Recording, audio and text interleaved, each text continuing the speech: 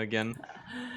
Alright, so we got the game up right here. We have game number 1 going on with Team Thailand versus Team Indonesia with Uzi versus Corvinus. And here we have, Uzi bringing in with a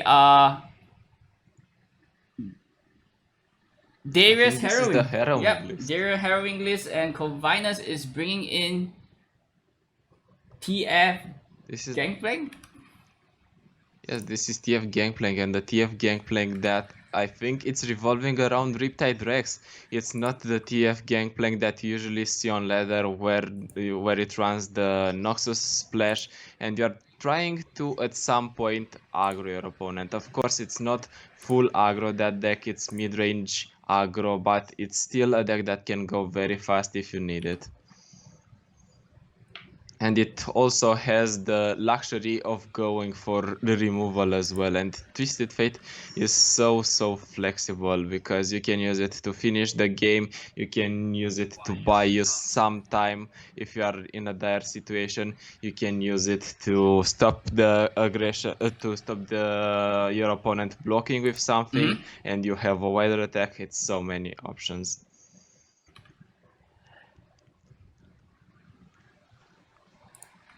And it doesn't look really great for Uzi right here. He has kind of a late curve, to be fair. And we can see that what I've told you earlier, that the Twisted Fate Gangplank deck can go pretty aggressively if you give it the option. Right now it's wider than his opponent, and Uzi here is forced to block the free one. I think normally you would take the value blocks and give and have more HP on your 4/4, but in this situation you kind of cannot permit it. Yes. I think he's hovering over the Silverwing Vanguard, but he might be afraid of a Twisted Fate coming in. If that Twisted Fate comes in, it's just game breaking because it clears everything. Yes, exactly, and especially as a Demacia player, you would usually want to have the upper hand in terms of the tempo game of the board, and currently Corvinus has so much more advantage in the board advantage against Uzi this time. Well, now they traded pretty even, but I always say, if you see Demacia, you just don't let him have the board. Every unique they drop, you make them uncomfortable to block with, or you deal with it as soon as possible as the control deck if you're not aggro. Yes, exactly. And also, if Uzi is if more creatures die from Uzi's side of the board, that also means that his harrowing is gonna be much more. So his harrowing is gonna have much more value as well. So, but however, he does not have much answers in hand right now. Well, he has, as I said, a pretty late curve, but he's tapping in on the late turns. Okay, we finally see that Twisted Fate coming in. We see a clear on the 2/2. There is a free one that's on the board, and I don't think it's going to do much, but at least now Uzi is happy he can play his Silver Wings. Yep, and not forgetting the For the Fallen as well, allowing him to have more Dauntless Bodyguard as well. So well, it's Dauntless Vanguards. You almost got it. Maybe next time.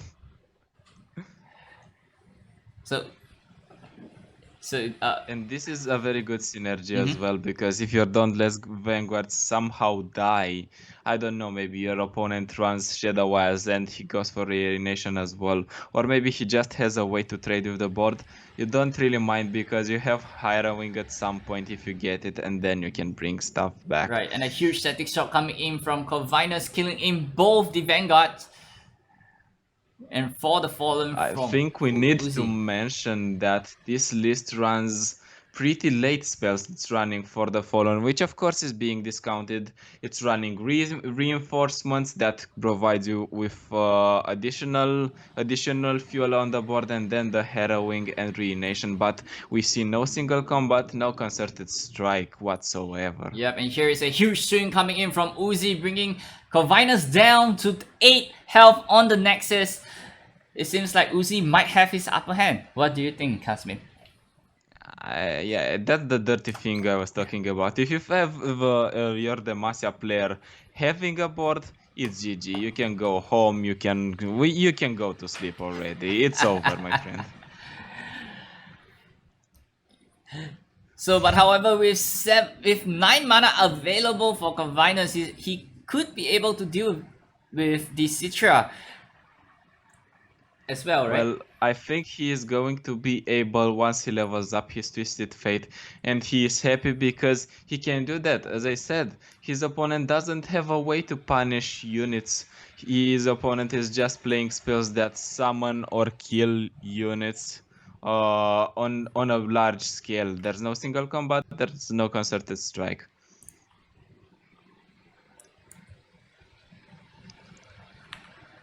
I would still give Corvinus a chance because you know that PNZ regions can still top deck Sunburn, and you can just try to prolong the game until you find the necessary burn in order to win the game instead of going for the plan to smoke your opponent down. In this specific situation especially. Yep. And with this Keg on board as well, Silver Wing Lancer coming in, it seems like Uzi already have the win right here with the amount of nightmare creatures that fearsome creature he actually has. Yes, it seems like this. He's just waiting for his attack turn at this point. Just looking at that juicy attack and his opponent cannot block with anything. It's just the free one that can actually block, and maybe Twisted Fate. If his opponent needs ASAP to get the Twisted Fate level up and play free cards so the stance comes into effect, and at least the 6/4 is being put back and another fearsome unit is going to be put back, which I think is going to be the 5/4 if he has the luxury to choose. Right. And here comes a flip level up Twisted Fate from Corvinus. With the gold card available in his disposal as well, I don't think it's gonna be enough to deal with whatever Uzi is gonna throw at him this particular turn. Well, it's always open attack. You're not like, okay, I'm gonna pass in this situation. You have a full board, you just swing. And I like the keg pool. You know that your Citria is going to be stunned most probably, and if not, you don't want her to be dead for no reason. Yeah, first card over here is gonna be a pick a card from Convinus. Could Convinus wiggle himself out of this situation? Blocking with the Petty Officer, it seems like that is not the case. Game 1 is going over to Uzi. Nice, Uzi. Well done. One step closer to getting your win. So first win coming in from Uzi from Team Thailand against Pinex. And there we have the new language addition in the game, Thai. I wait for my language to be added as well. In League of Legends, Romanian is an actual official language. In Legends of Runeterra, not quite yet. Well, probably we should give it some time, and it should be, available to us in a while. Well, don't get me wrong, every game I'm playing, I'm just turning everything into English because you at some point get used to it. That's one of the magic things of gaming. You learn a new language at some point just by understanding new terms and stuff like that. Alright, so going on to game number 2 from Uzi's side of the field, we're gonna have Trundle Swain against TFGP. So, speaking of this matchup, Casmin, what do you think of this particular matchup and who has the upper hand this round? I think Uzi here should have the upper hand. Having Trundle Swain and especially Avalanche and House Spider are so important tools against an opponent that can go aggressive if he really wants. You just slam the House Spider on 2 and that's already 2 blockers for yourself. Arachnid Sentry is also a good addition. It can stop pressure early if you find yourself a flock. It is very good. We also have the 4 drop. I think he is going to be sad because he doesn't have an 8 mana card in order to proc it on the curve. But he's going to proc it, I think, after. And it's such a good pickup because you already have regeneration if you have an 8 drop on the free 5. Yes, exactly. So Uzi now is... Oh, and the Leviathan off the top. So there we have it. Troll Ravager has the Behold unlocked right now. Coming in the next turn, perhaps, from Uzi's side of the board. And he just needs to wait at this point. He needs to play the patience game.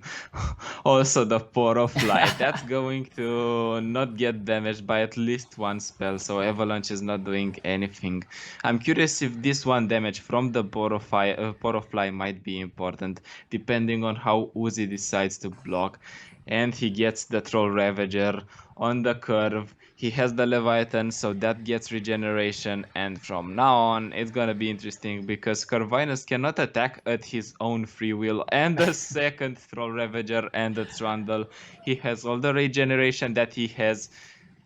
I think this might be over, right? Looking at these hands now. Exactly. Don't want to jinx it, but it looks so over when your opponent is playing not that big units and you have units that can block effectively, and not just block, they can regen back. Yeah, and not forgetting he has a second Troll Ravager as well. You know, having it on the board the next turn is gonna be a huge tempo swing from Uzi's side of the board. And currently his stream is slightly laggy. Hopefully this get fixed.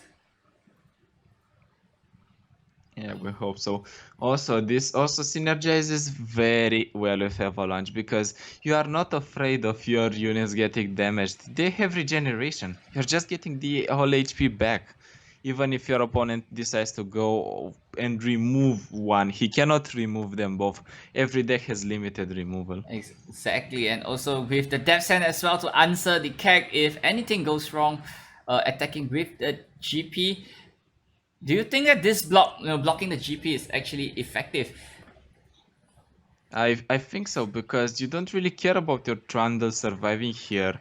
You care about your HP not going low, and you care about removing your opponent's pressure in this specific scenario.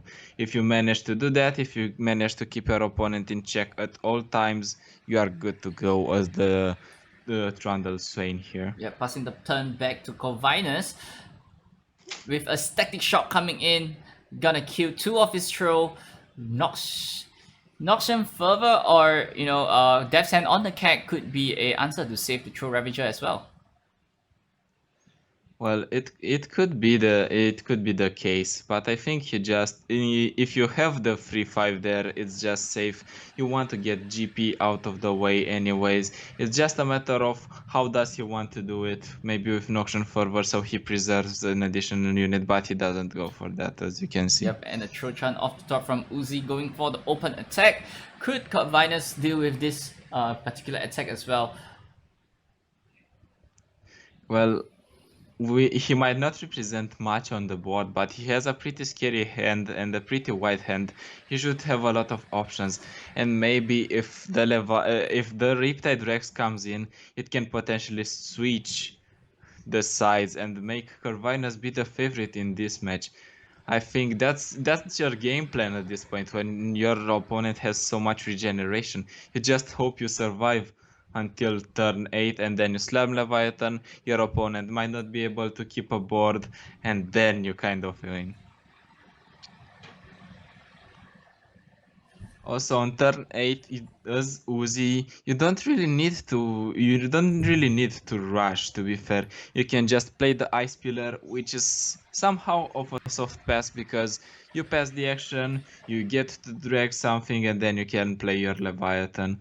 It's just a matter of, do you want to lower the HP on your Leviathan knowing that there is a Rex incoming and potentially try to finish the game earlier, or do you just want to sit back, relax, and let the Leviathan do the job, chip your opponent until 0? Right, and Uzi passing the turn over back to Corvinus, not doing anything this turn.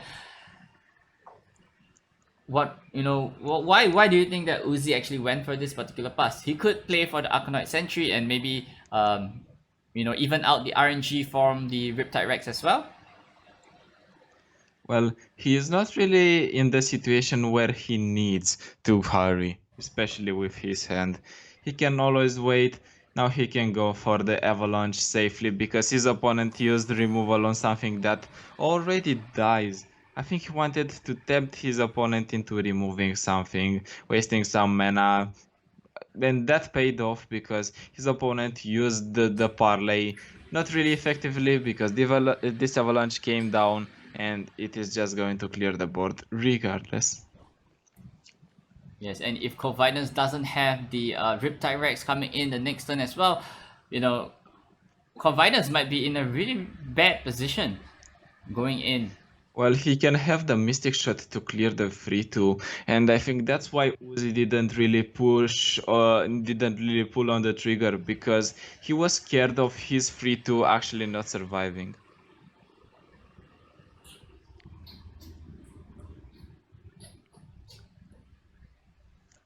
Well, I think it's gonna be a Leviathan next. Oh, the Mystic Shot Oh, comes in, but there shouldn't be no issue because he has Troll Chant.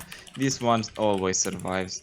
He decides not to go for it. I'm curious why. Maybe he wants some additional HP when the Riptide Rex comes in, so maybe he can go for Troll Chant on it. And if the Leviathan, oh, a second Leviathan pickup, that is nice.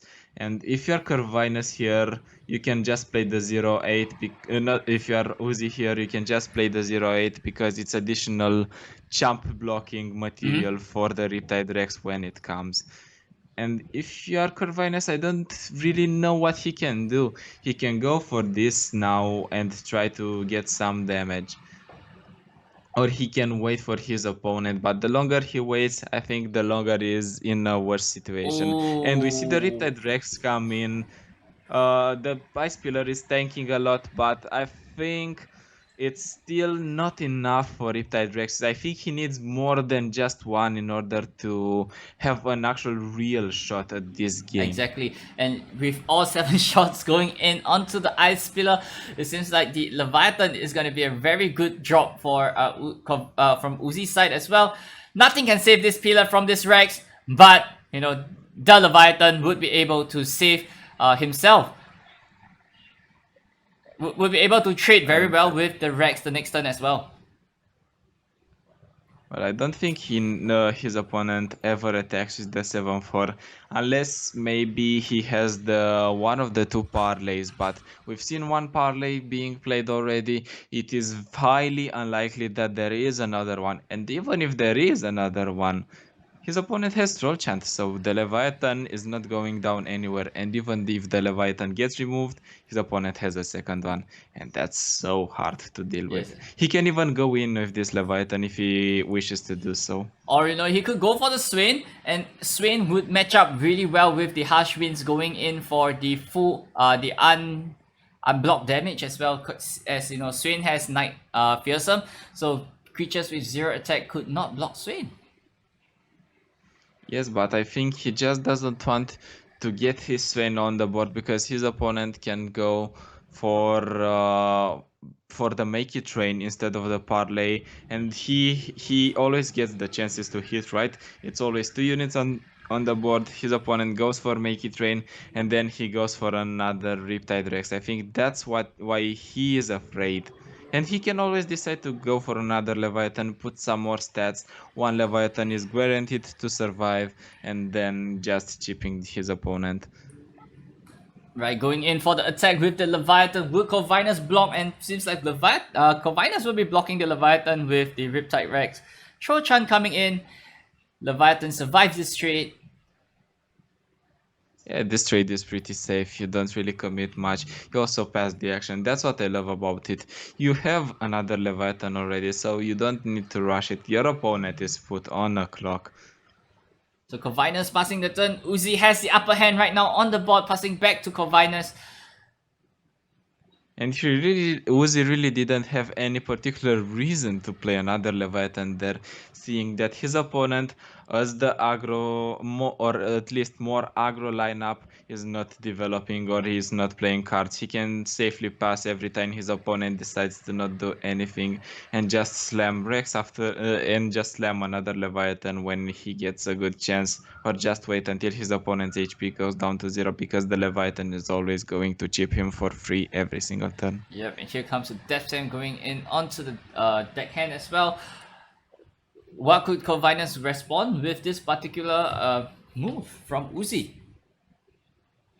I don't think it's anything you can respond with, and I don't think there is a response for the game altogether. this Mystic Shot might mean another Riptide Rex is going to come in. But if you do that, I think, yes, it's another Riptide Rex, and it's putting his opponent down to 8.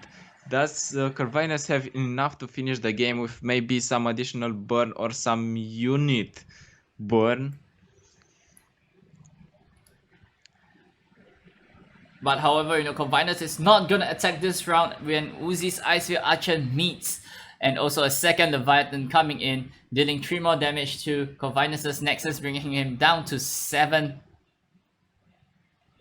I think the only problem here is if Corvinus has a way to deal with the attack first, and then if he has enough damage in order to deal it. 8 is not that much. Maybe something like another a Gangplank, for example, can finish the game, but your opponent has the Swain in hand. He can decide to pass. You are on the clock. His opponent can play the Swain and just stun him for good. I don't see a way for Corvinus to come back. Unless he has his third Riptide Rex. I mean, his fourth Riptide Rex is not really doing much because his opponent manages to smash some stats on the board consistently every single turn. At this point, even if you put an Avarosan Sentry, it just takes 1 more damage off your Nexus. It's also draw. So Petty Officer coming in from more blockers for Corvinus, and the Swain is a definite play right here for Uzi this turn.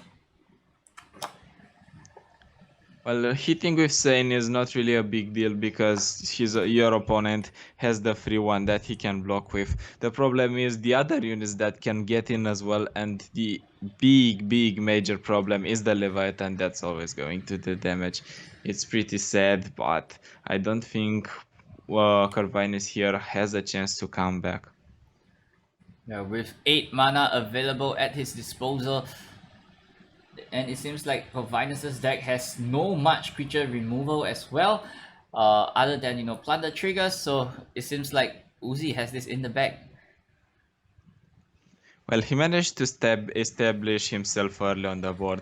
He had the Troll Ravagers, which I think played a big part in this situation coming this way, because now he managed to get big threats on the board, and he managed to deal with the pressure early just because of those Troll Ravagers, but took a lot of pressure out with the regen, with the stat line. It was just too strong, and he had 2 of them as well. Also Trundle with regen. It was very hard to deal with that one. Just going in for the full swing over here. Static Shot, protecting himself from any more extra damage, is gonna bring Corvinus down to 2 health this turn. Well, if it is 2 health, you know what's happening. You die next turn. Actually, it's 4, but it doesn't really matter. Noxian Fervor is gonna seal the deal at some point. Or even Leviathan is just going to seal the deal. There's no real problem. You even get the Troll Ravager, and that's fine for you because you can use it as a body for the Noxian Fervor. I don't think using Noxian Fervor on the others is such a big deal because you kind of have this in the back, but I don't think your Swain or Leviathan need to take any more damage, especially if you have a regen there. Yep, and a Black Market Merchant here trying to steal for an answer from Corvinus' side.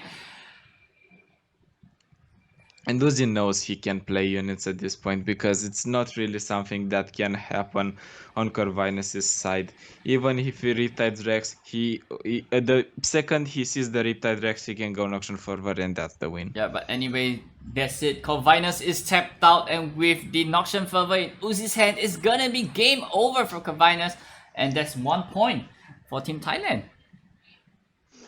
Yeah, that was a pretty fast victory, a 2-0, and very well piloted for Uzi. He manages in both games to establish his board presence pretty early, especially in this one. And having Demacia, having units from Freljord that are pretty beefy, and nonetheless the big Leviathan that is beefy, I think those were huge payoffs for him, and those enabled him to win the games. Yep, it seems like Uzi is just gonna pass the turn over here, just allowing the Leviathan to finish the game off instead of the Noxian Fervor, committing into the Noxian Fervor. Second Ravenous slot coming in. It seems like the Noxian Fervor Well, has to fire off this turn. his opponent was lucky enough to get double flock. Honestly, that is some high praise Corvinus manages to deserve here, but it's still not enough because Uzi takes it back, takes And it take a look, how back. is the game going for both players, with Pinex playing the Ledros OTK, while Orpheus is playing Mindsplitter Control. Yeah, I think he is playing the Trundle Aurelion Soul. These decks go pretty late into the curve, into the late game, but the twist on this matchup is the Commander Lidros and the Pinex actively pushing for the lethal.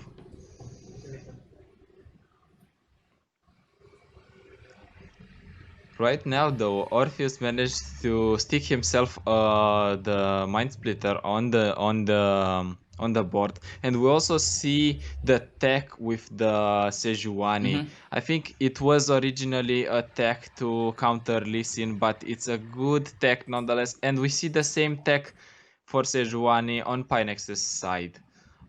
This game could be anyone's, to be fair, depending on what happens. It's just Pinex that needs to pray his opponent doesn't find a way to obliterate the Ledros, because at that point it's just game over. Yep, so currently, it looks really bad for Orpheus for this particular game as well.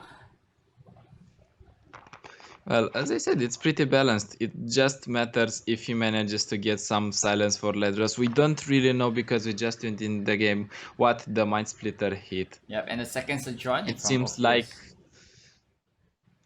Yeah, it seems like the Mind Splitter's targets have all been removed. I'm not sure what was there, but it's good that they got removed and that Pinex has additional blockers.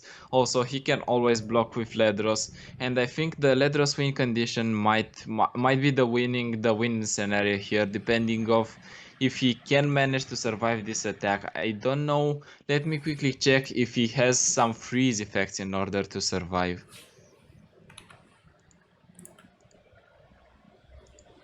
Pinex.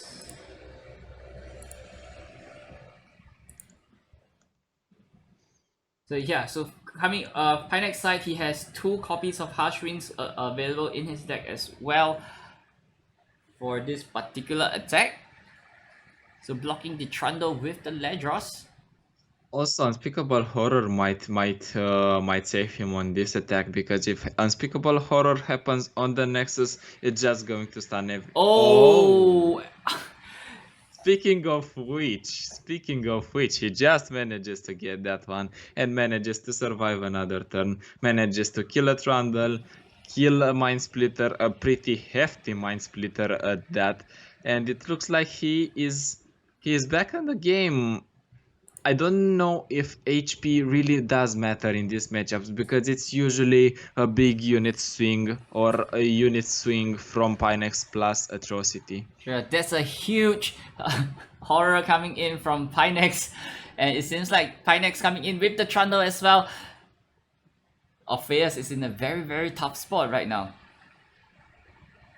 Yes, he is indeed. I don't know what he can do here, to be fair, because Star Shaping is a nice addition. But what can he get here that can save him? Even Obliterates might not save him. This attack looks pretty damn strong. Yeah, it seems like Orpheus might not have an answer for this as well. So, and 2 creatures have vulnerable. It's probably gonna go into the lower attacking creatures, where the Trundle and Ledros could get a clean opening into Pinex's side of the board as well. And it also is going to proc the Sejuani effect if he decides, and I think he will go for the lower HP unit so he can get that overwhelm through, and then he can just start stunning, and his opponent is forced to take weird trades because his board will be Yes, frozen. and here comes the Avalanche to take up the last non-vulnerable creature. Bastion coming in, saving the Innkeeper, trying to find a light in this battle. Well, right now he's keeping his units, but I don't think that really matters because now his units are already vulnerable to the overwhelm and the Sejuani proc. I think it should be game over for Orpheus here, and Pinex should win the game. I think it might bounce back and forth a bit, but in the end, I think it's going to be Pinex's win just because he has that letters there. He's basically sitting on the atrocity pickup if he doesn't manage to kill his opponent this turn, here. which is not really the case because Pinex takes it home.